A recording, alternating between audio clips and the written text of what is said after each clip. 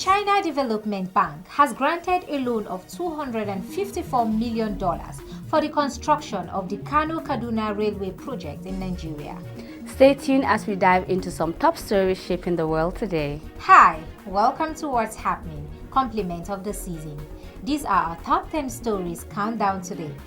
At number 10, Egypt has unveiled new archaeological discoveries, including the 4,000-year-old tombs of high-ranking officials and artwork from the time of Queen Hatshepsut. The artifacts, unearthed during a 3-year-long excavation, were found in Dir al-Bahari area in Thebes on the west bank of the Nile. Renowned Egyptologist Zahi Hawass, who led the mission in cooperation with Egypt's Supreme Council of Antiquities, announced the discoveries on Wednesday. Egypt is reviving its tourism sector to support its struggling economy. At number 9, France 2018 World Cup winning coach Didier Deschamps announced on Wednesday he will leave his post after the 2026 finals. Deschamps, 56, led France to World Cup glory in Russia in 2018 and guided them to the finals of the 2022 World Cup in Qatar, where they lost to Lionel Messi's Argentina on penalties. Following the heartbreak loss to the Argentina in Doha, the French Football Federation rewarded Deschamps with a 4-year contract extension. That decision was not universally welcomed, and criticism grew following last year's Euro when France were beaten in the semi-finals. At number 8, the Lagos State Special Offences Court in Ikeja has assumed jurisdiction to hear the allegations of accepting gratification, corrupt demand, and receiving property fraudulently obtained against the former governor of the Central Bank of Nigeria, Godwin Emefiele. Justice Rahman Oshodi, in his ruling delivered on Wednesday, held that the prosecution EFCC successfully established that the court has territorial jurisdiction to entertain counts 8 to 20 of the 26 count charge made against the former CBN governor based on various facts presented in the evidence attached to the case file. At number 7, 2 persons have been injured in an accident in front of the Lagos State Traffic Management Authority headquarters office in Lagos. A statement by the agency on Wednesday said the sad incident occurred after the bus had a brake failure. Last month, India released statement on X said their gallant officers rose to the occasion to maintain sanity and ease the traffic backlog.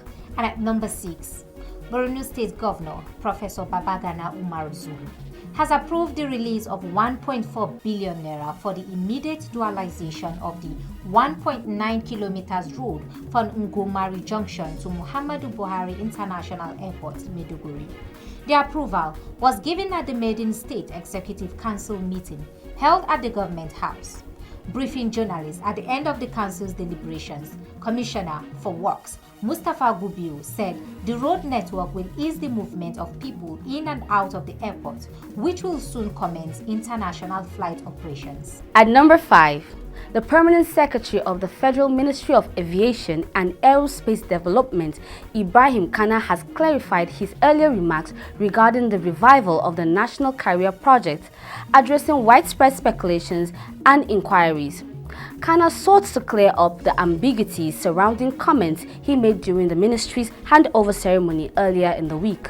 Kana's remarks follow heightened public interest in the future of Nigeria's aviation sector, particularly in the wake of controversies surrounding the Nigerian Air Project.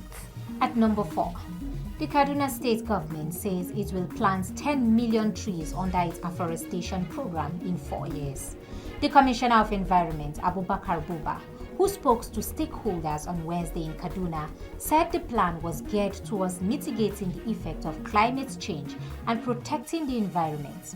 He said that the government had already planted 1.7 million trees in 2024. Buba assured that the ministry would double the number of trees planted in 2025. He also commended Sani for the increased environmental allocation in the 2025 budget. At number 3, the Nigerian Maritime Administration and Safety Agency has expressed its readiness to support the National Drug Law Enforcement Agency to fight illegal drug traders behind the importation and exportation of illicit, dangerous, and unapproved drug business at the nation's seaport. During the visit, Moberola commended the NDLEA for its remarkable achievements in combating illegal drug businesses and arresting drug barons across the country. At number 2, Nnamdi Kanu, leader of the proscribed indigenous people of Biafra, has opposed the federal government's request for the resumption of his trial. Kanu directly told Yaku that he no longer had confidence in her handling of his trial. However, John Tohu, Chief Judge of the Federal High Court, reverted the file to Nyaku on the ground that Kanu's application must be brought formally before the court through a motion on notice. At number 1, the China Development Bank has granted a loan of 245 million euros for the construction of the Kano-Kaduna railway project in Nigeria. The Kano-Kaduna railway, with a total length of 203 kilometers, is a standard gauge railway. Once completed, it will provide direct rail connectivity between Kano and Abuja. The project is being constructed by the China Civil Engineering Construction Corporation with financing support provided by the CBD. That's all for today. See you next time on What's Happening.